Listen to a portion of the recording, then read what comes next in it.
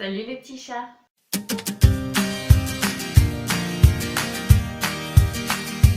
Je suis ravie de vous retrouver aujourd'hui pour une nouvelle vidéo.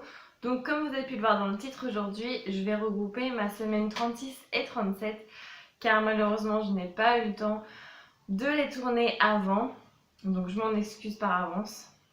Donc tout d'abord pour ma 36e semaine d'aménorrhée, j'ai pu retenir 5 symptômes cette semaine-ci. Donc pour commencer, il y avait toujours ce mal de dos qui me dérangeait énormément.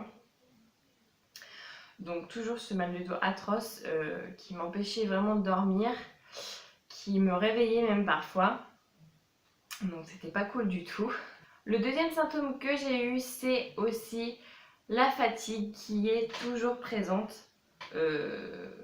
Vraiment, je commence à cette semaine-ci, je commençais vraiment à ne plus en pouvoir.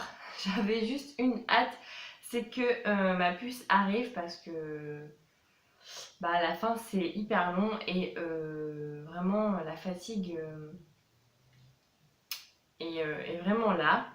Ensuite, le troisième symptôme que j'ai eu, c'est des jambes qui gonflent. Donc c'est souvent le cas à la fin de la grossesse où on a les jambes qui gonflent.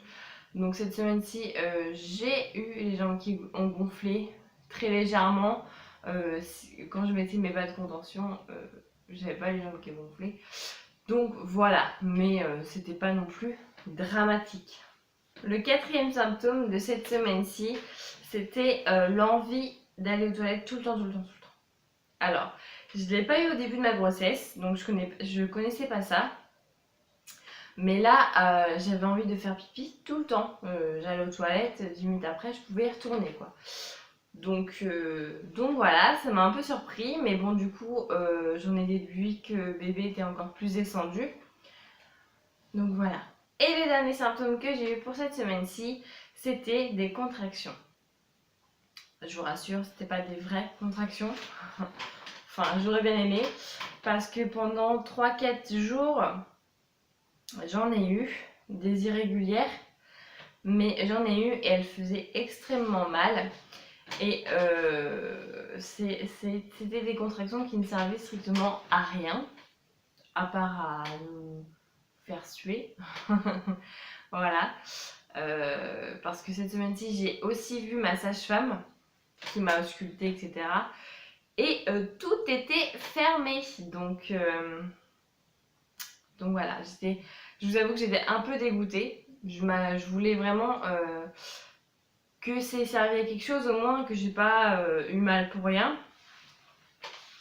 Et en fait, si. Donc voilà, c'était pas très joyeux, on va dire, cette semaine-là.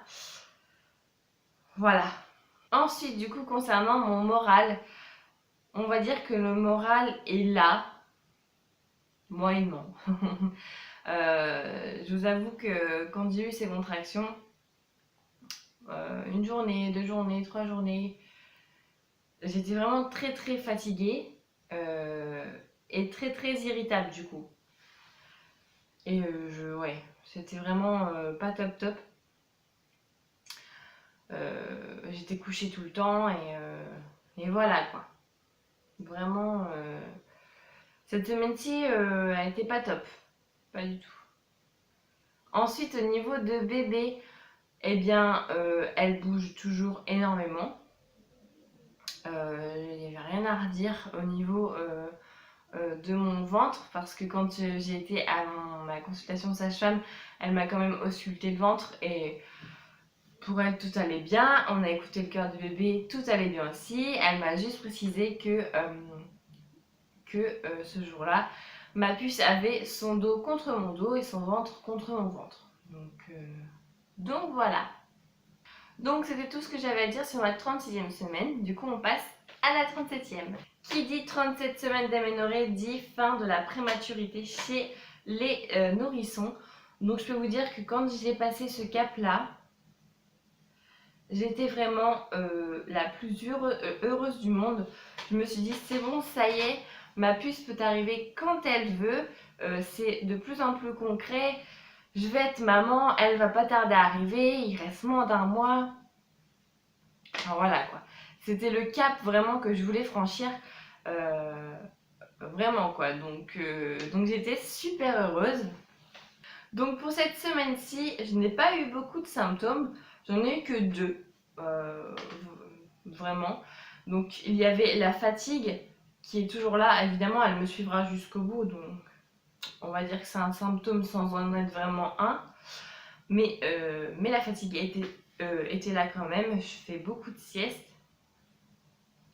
Parce que la nuit, ça commence à être compliqué de dormir, tout simplement. Rien que quand je me tourne, en fait, ça me fait mal.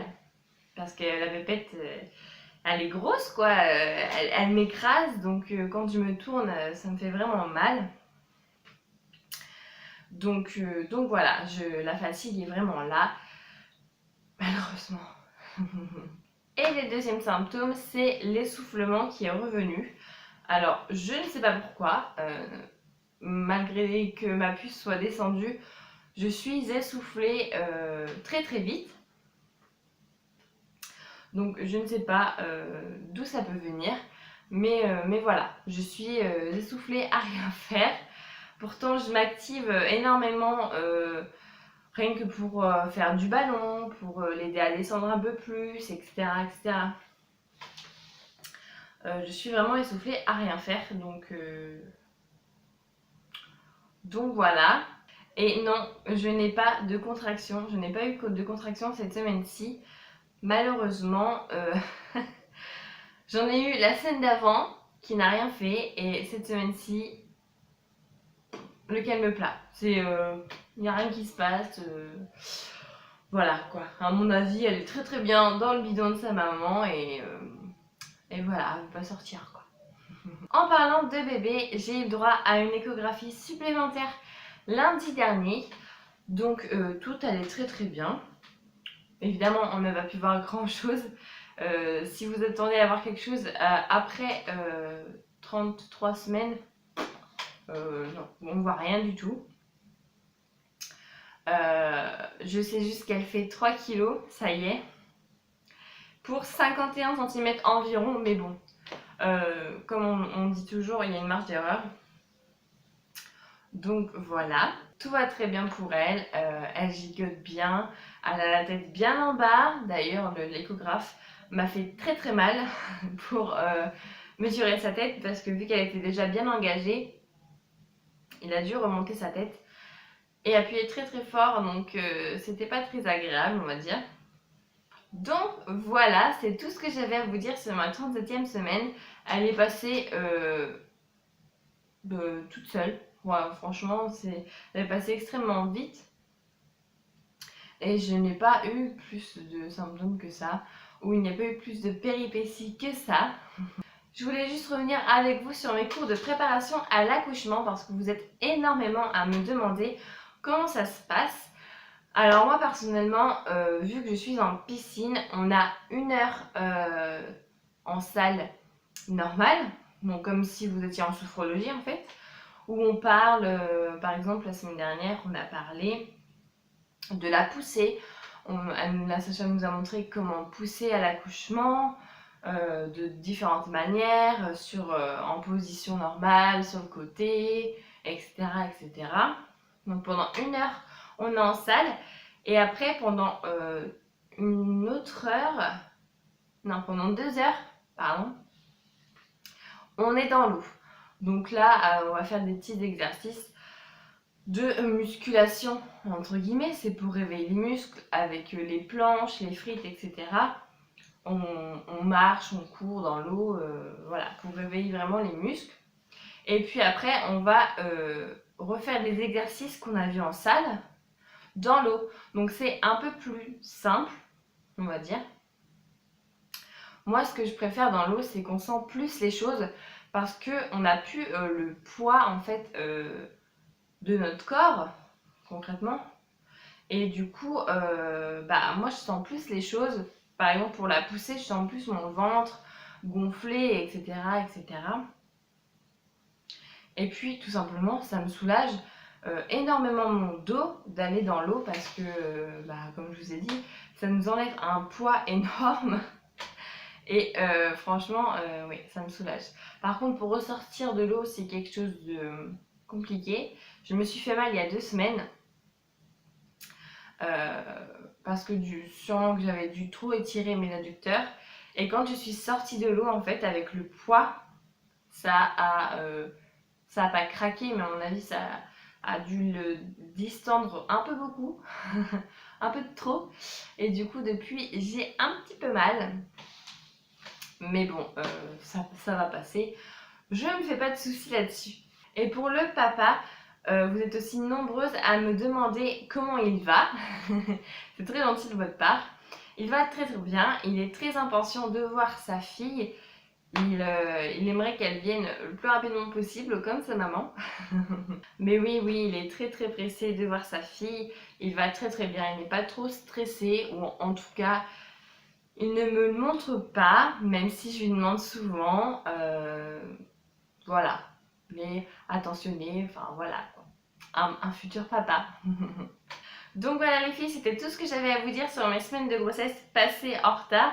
Là actuellement, aujourd'hui, je suis à 38 semaines aménorrhées. Donc c'est la fin de la fin. Il me reste 2 semaines de grossesse pour arriver à terme. Donc j'ai hâte, j'aimerais bien qu'elle arrive avant.